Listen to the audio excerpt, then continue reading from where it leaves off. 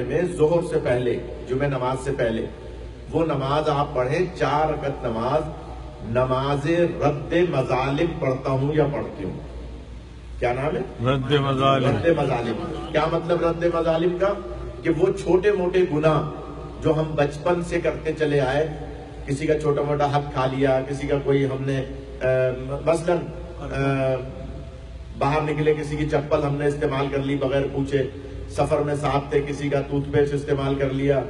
حج اور زیارات کے سفر میں اکثر ایسا ہوتا ہے. ذوالقرنین بھائی خدا آپ کے کارواں کو ترقی عطا فرمائے، آپ حج زیارات کا گروپ بنا رہے ہیں، بناتے ہیں، تو جو بھی جاتے ہیں سفر میں بہت سی چیزیں ایک دوسرے کی استعمال کر لیتے ہیں. یہ جو باہر چپلیں اتارتے ہیں نا، ان کو دھیان سے اتارا کریں، ایک دوسرے پہ نالین نہیں رکھیں. اگر کسی اور کی چپلوں پہ آپ نے اپنی چپلیں رکھ دی تو 70 گناہوں میں اضافہ ہوتا ہے. غور فرمائے گا. اگر کسی کی نالین پر نالین رکھ دیا آپ نے تو جان بوجھ کے، تو اس لیے نالین کو بہت دھیان سے رکھیں. اسی طرح سے چھوٹے موٹے بہت سارے گناہ ہوتے ہیں جو ہم ان کو گناہ سمجھتے ہی نہیں ہیں. بہت سارے گناہ دل توڑنے والے گناہ، چھوٹی چھوٹی باتوں پر، چھوٹے چھوٹے معاملات پر، کب گلاس اٹھاتے میں، کب اٹھاتے میں، چائے بناتے میں، افطاری لیتے میں، افطاری نکالتے میں، اور آپ کی زندگی کے معاملات میں، گھر کے اندر خاص طور پہ میاں بیوی کے حوالے سے بہت سارے شوہر اپنی زوجوں کے دل بہت توڑتے ہیں، جاہل جاہل کہہ کے. غور فرما رہے ہیں؟ یعنی بہت ساری باتیں معصوم کی منع ہے.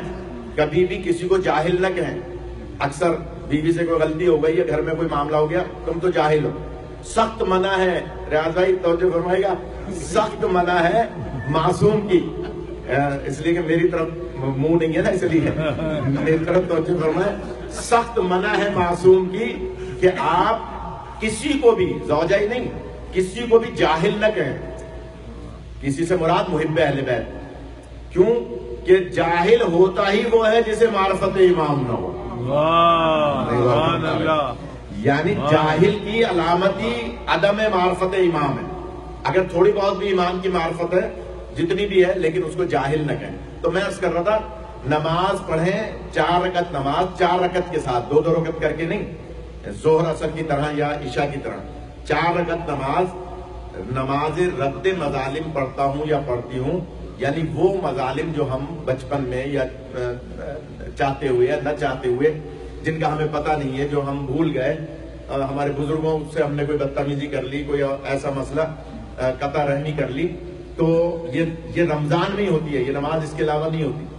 اس لیے اس رمضان کو اللہ کی بہت بڑی نعمت سمجھے.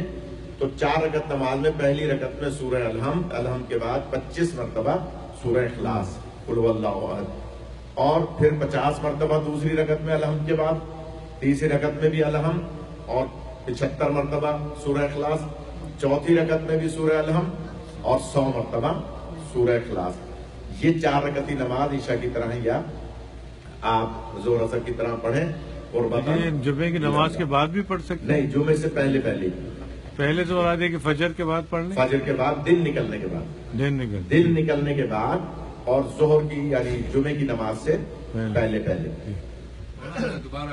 ہاں، یہ ایک 4 رکعتی نماز ہے جو صرف رمضان میں کسی بھی جمعے کو پڑھی جاتی ہے.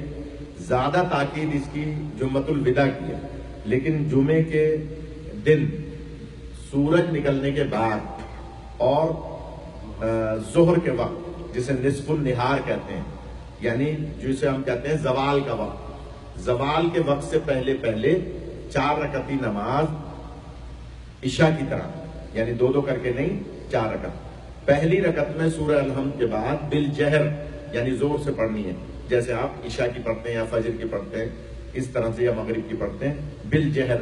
سورہ الحم کے بعد 25 مرتبہ پہلی رکعت میں سورہ اخلاص، یعنی جسے سورہ توحید بھی کہتے ہیں.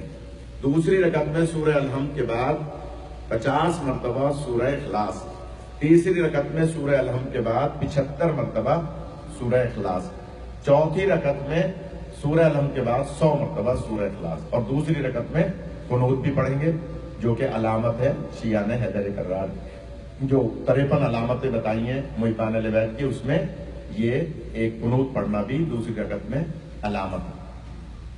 ہر رکعت میں الحمدللہ الحمد ضروری ہے، پوری الحمد، تیسری اور چوتھی میں تیسری چوتھی میں بھی، اور وہ تسبیحات اربع نہیں، سورہ الحمد یا جو ہم پڑھتے ہیں تیسری چوتھی رکعت میں اکثر سبحان اللہ والحمدللہ ولا الہ الا اللہ واللہ اکبر نہیں، سورہ الحمد چاروں رکعت میں سورہ الحمد 25 50 75 اور 100 مرتبہ سورہ اخلاص. جی مولانا صاحب اگر شوہر ہے بیوی کا دل دکھایا، بہت کچھ بول دیا تو اس کو معافی مانگ لینا چاہیے. بالکل مانگنا چاہیے. وہ آپ بولو سبھی لوگ سب سنیں. ہاں ماشاء اللہ اچھی بولو، بات دو کر سے رہے بولو، ہیں. سب کو بولو. ہاں اچھی بات. شوہر اپنے آپ کو دیکھیے، یہ جو مہینہ ہے نا درگزر کا مہینہ، معافی کا مہینہ ہے.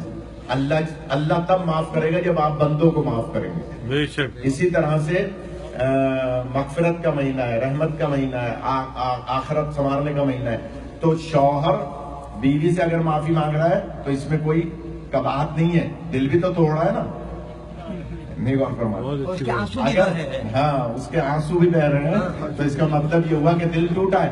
تو شیرازی صاحب بہت اچھی بات کر رہے ہیں. تو اگر کسی نے اپنی زوجہ کا دل توڑا ہے تو وہ اس سے معافی مانگے، اللہ معاف کرے گا. اور اگر زوجہ نے دل توڑا ہے شوہر کا تو وہ بھی معافی مانگے. بے شک ایسے. یہ یعنی تالی دونوں ہاتھ سے بجتی ہے نا، دونوں طرف سے ہو سکتا ہے معاملہ، لیکن زیادہ تر